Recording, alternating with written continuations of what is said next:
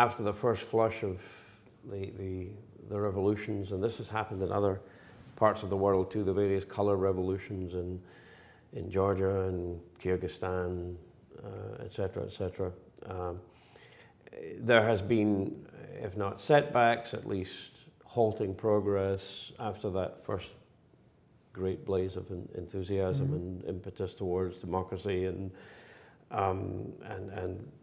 again, to use the word, the dignity of the individual and what they hope this will create. What's your view of, just from your own vantage point, of how, I mean, obviously in Egypt, with the arrest and trial of the Mubarak family upcoming, I mean, how do you see things That's in a the tough bigger one. picture? That's a really tough one.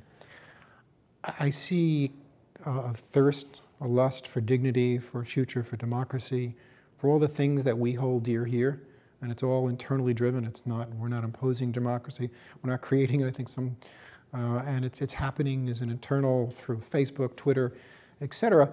But where it ends is a tricky one. I'm hopeful, but I'm also realistic. You know, unless they can get jobs, unless they can have stability, unless their economies come back, it won't be good.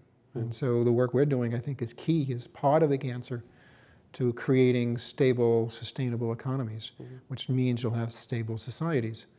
But things in some of the countries are pretty rough right now.